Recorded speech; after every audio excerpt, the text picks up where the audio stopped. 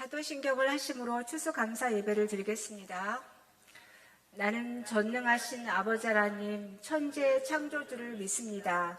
나는 그의 유일하신 아들 우리 주 예수 그리스도를 믿습니다.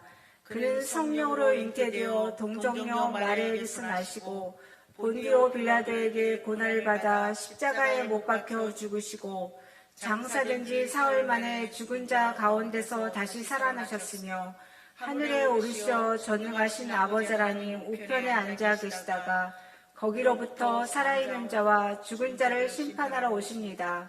나는 성령을 믿으며 거룩한 공교회와 성도의 교제와 죄를 용서받는 것과 몸의 부활과 영생을 믿습니다. 아멘. 찬양을 부르신 후에 경로대학 담당 부장님이신 김두한 장로님이 나오셔서 대표 기도해 주시겠습니다.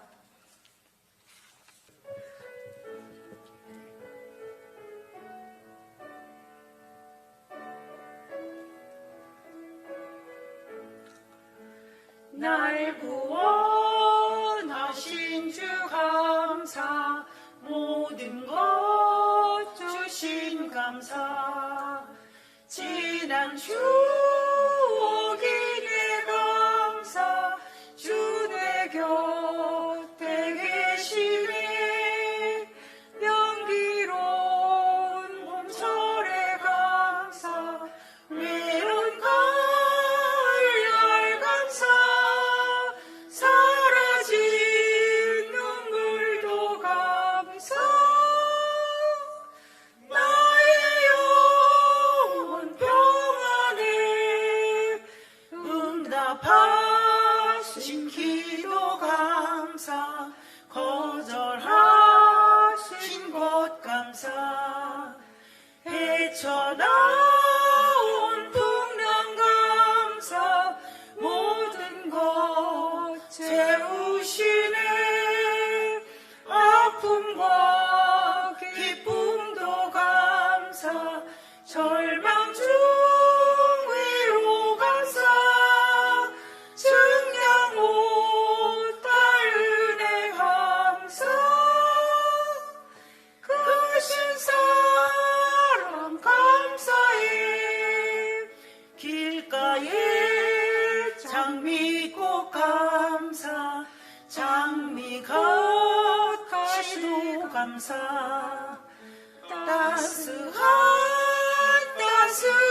가족 희망 주신 것 감사, 기쁨과 슬픔도 감사, 하늘 평안을 감사, 내일의 희망을 감사, 영원토록 감사해.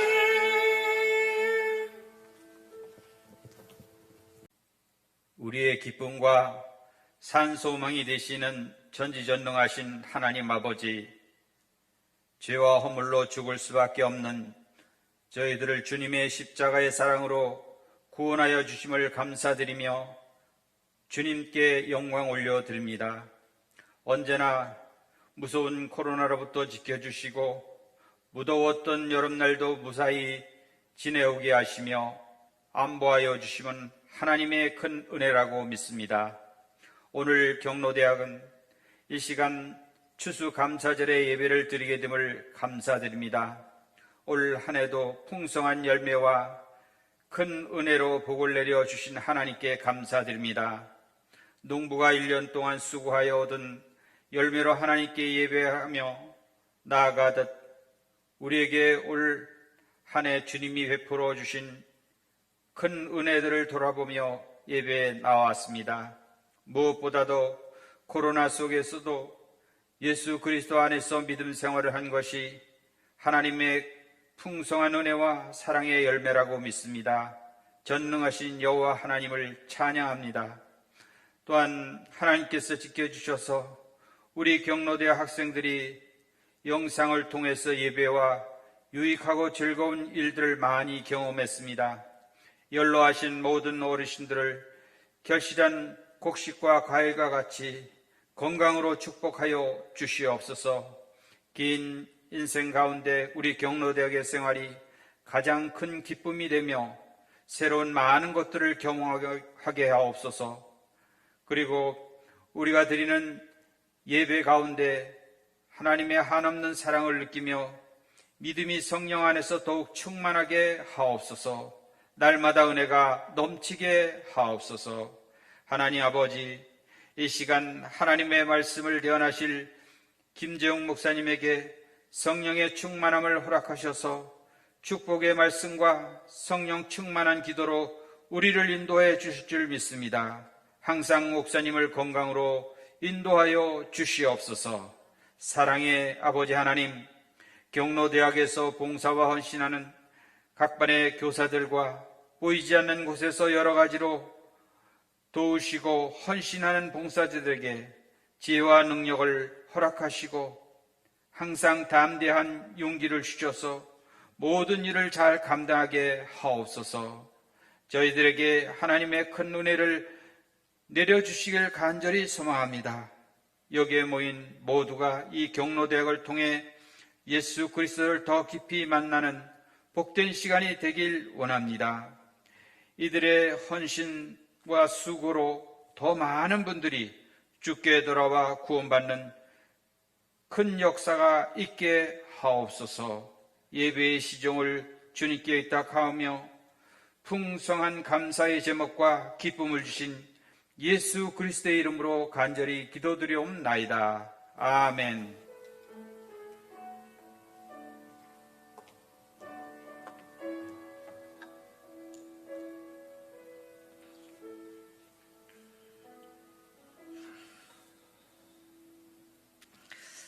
오늘 추수감사절 예배해 주시는 하나님의 말씀은 시편 138편 1절에서 2절 말씀으로 제가 봉독해 올리겠습니다.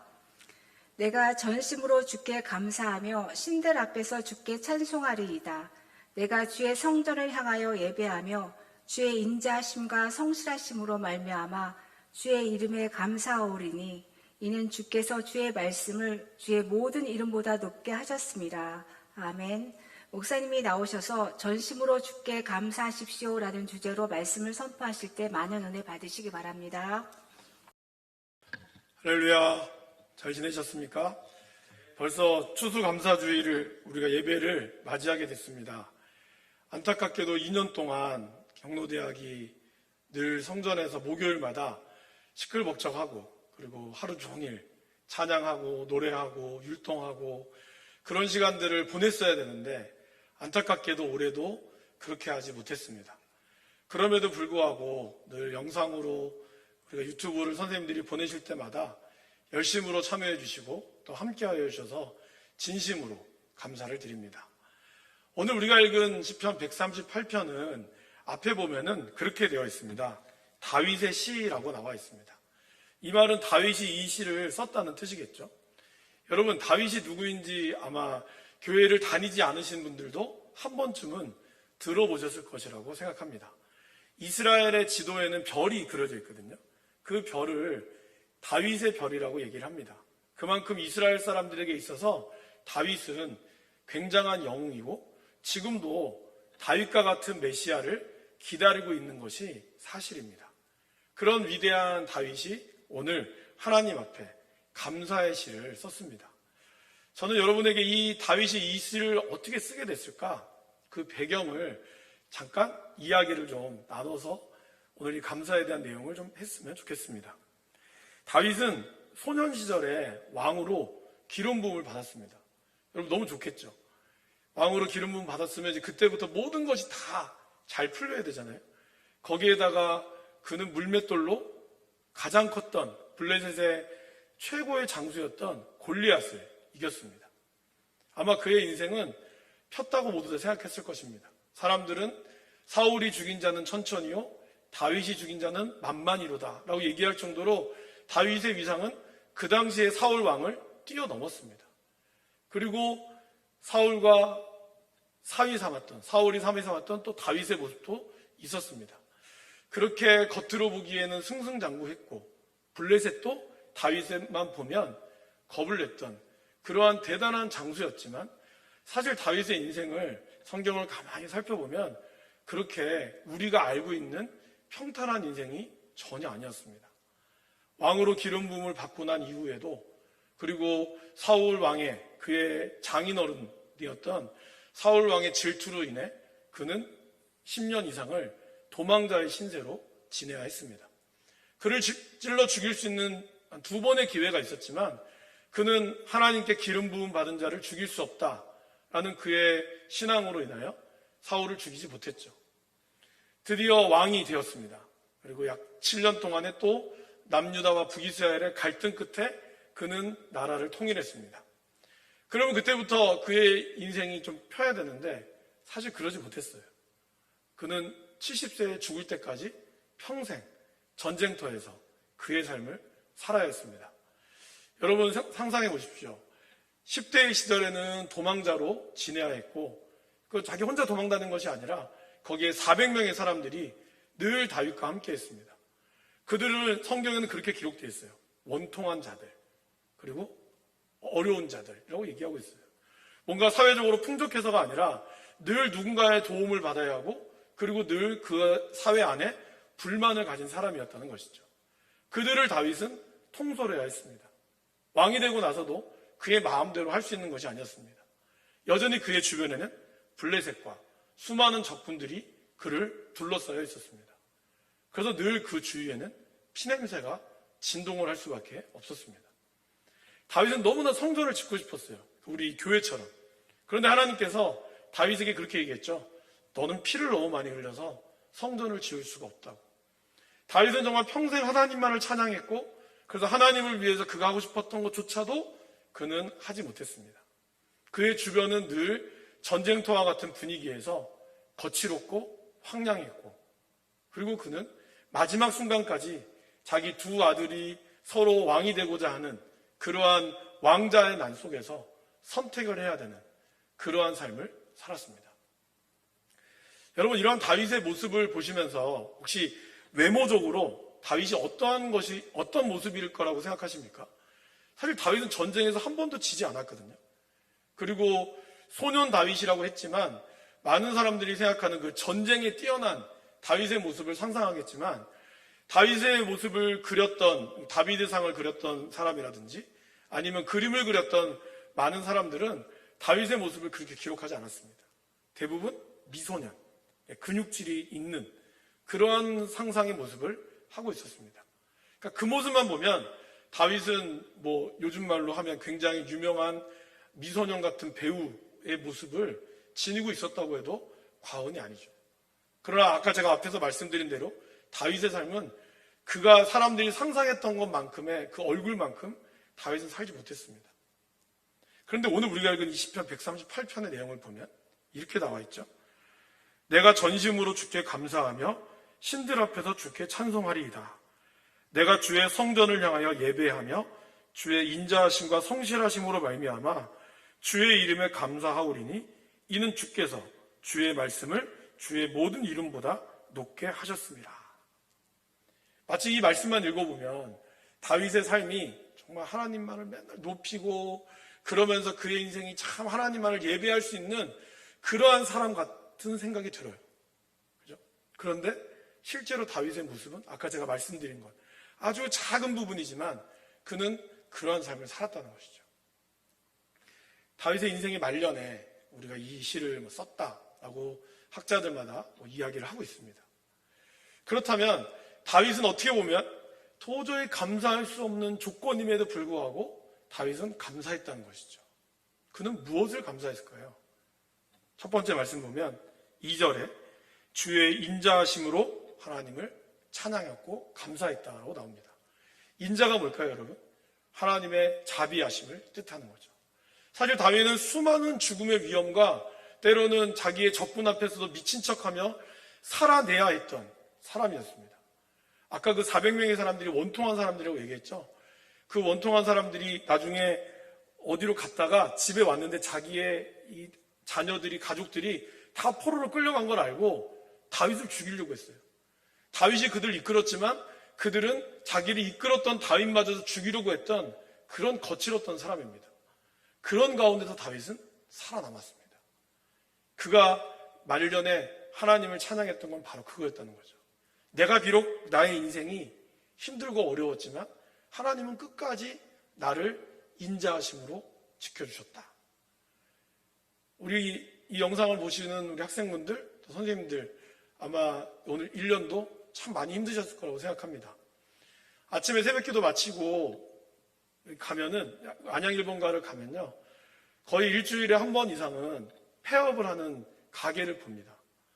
교구의 신방을 가면 너무너무 힘들다는 사업하시는 분들의 이야기가 들려요. 또 우리 어르신들도 마찬가지겠죠. 우리 학생들도 병원에 가고 싶은데 또 열나면 병원도 못 가고, 이런 여러 가지의 어려운 순간들을 우리는 맞이했습니다. 다윗도 사실 여러분과 비슷한 삶을 살았다는 거죠. 그럼에도 불구하고 우리들은 하나님의 인자하심을 감사해야 한다는 것입니다. 하나님의 그 감사함이 있을 때 하나님께서 우리의 삶을 이끌어준다는 것을 우리는 다시 한번 고백할 수 있다는 것입니다. 두 번째로 다윗은 하나님의 성실하심을 감사했습니다. 여러분, 성경의 인물 중에 다윗이 가장 위대했지만 다윗의 위대함은 모세처럼 물을 갈랐다거나 아니면 예수님처럼 오병이어의 기적을 겪은 게 없어요. 다윗은 한 번도 성경에 나오는 그 놀라운 기적을 체험한 사람이 아니었습니다. 그래서 제가 굉장히 좋아하는 책의 제목처럼 현실에 뿌리 박은 영성, 다윗은 그런 사람이었어요. 그러니까 가장 현실적인 사람이었고 가장 현실 속에서 하나님을 만난 사람이었어요. 그러니까 얼마나 그의 삶이 힘들었겠습니까? 근데 그 힘든 상황 가운데서도 하나님은 변함없이 그를 사랑했다는 것을 다윗은 찬양하고 감사했다는 것입니다. 우리 학생들 또한 마찬가지라고 생각합니다. 힘들고 어려운 현실 속에서 또 이 코로나로 인하여 교회도 오지도 못하고 여러분들 가고 싶은 데도 마음대로 가지 못하고 아마 집에서 자녀들은 어디 갈 때마다 가지 말라고 막 그러셨을 거예요. 백신 맞아야 된다고. 백신 안 맞으면 어디도 못 간다고. 그래서 그 눈치 봐서 아마 못 갔던 학생들도 많이 있을 겁니다. 답답하죠. 그러나 그 와중에도 우리가 돌이켜보면 하나님은 우리 학생들을 지켜주시고 끝까지 포기하지 않았다는 사실을 우리가 잘 기억했으면 좋겠습니다. 마지막으로 내가 전심으로 주께 감사하며, 다윗은 하나님 앞에 전심으로 감사했습니다. 그 말은 뭘까요? 자기의 온 몸과 마음을 다 드렸다는 것이죠. 추수감사주일은 우리 아까 장로님도 기도해 주셨지만 1년 동안 추수했던 것들을 감사함으로 하나님께 드리는 겁니다. 비록 그것이 많든 적든 우리에 있는 모든 것을 하나님께 감사하며 찬양하는 것이 바로 추수감사주일입니다. 다윗은 자기가 살아왔던 모든 인생을 하나님께 다 바쳐서 오늘 감사했습니다. 헌금을 많이 내고 많은 물질을 내는 것이 전심으로 감사한 것이 아니라 나의 온 몸을 하나님께 드리고 감사할 수 있는 것, 그것이 전심으로 감사한다는 것이죠. 예수님은 과부의 2렙돈, 아주 사람들이 보기에는 아주 보잘것 없었지만 그 과부의 2렙돈의 헌금을 모든 것을 바쳤다라고 해서 칭찬했습니다. 하나님 기뻐하시는 건 뭘까요? 우리의 온 마음을 바쳐 하나님께 감사하는 것입니다. 1년 한 해, 또 1학기, 2학기 동안 수고 많으셨습니다. 이제 우리가 추수감사를 맞이하며 하나님 앞에 나의 모든 것들을 다 드려 감사할 수 있기를 바랍니다. 주님의 인자하심을 찬양하고 주의 성실하심을 찬양하여서 정말 오늘 이 추수감사주의 예배가 하나님만을 높이는 그런 감사의 예배가 되기를 예수님의 이름으로 간절히 소원합니다. 기도하겠습니다. 사랑과 은혜가 많으신 아버지 하나님, 1년 동안 저희들을 지켜주시고 함께하여 주시니 감사합니다. 주님의 인자하심과 또 변함없이 우리를 지켜주신 성실하심을 찬양하며 오늘 말씀을 들었습니다. 이제 나의 온몸으로 주님을 찬양하며 감사의 목소리를 높여드리오니 주님 기뻐받아 주시옵시고, 우리 학생들의 삶을 지금껏 책임지셨던 주님께서 남은 인생도 끝까지 책임져 주시고 늘 감사의 생활이 넘치는 학생들이 되게 하여 주시옵소서. 이제는 우리 주 예수 그리스도의 은혜와 아버지 하나님의 사랑과 성령의 교통하심이 늘 감사함으로 살기로 다짐하는 사랑하는 모든 학생들과 교사들 머리 위에 이제로부터 영원토록 함께 하시기를 간절히 축원하옵나이다. 아멘. 은혜로운 말씀 감사드립니다. 몇 가지 광고 말씀드리겠습니다.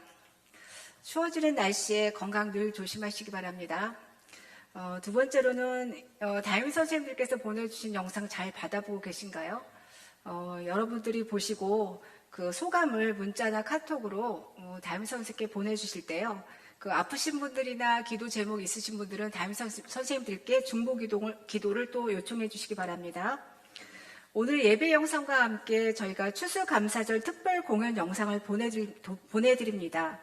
즐겁게 보시고 그 영상을 잘 보셨는지 저희가 질문을 드릴 겁니다. 그 질문 내용은 뭐냐면 공연을 해준 악당명을 맞춰보시라는 겁니다. 보시고 그 악당명을 맞춰주시기 바랍니다.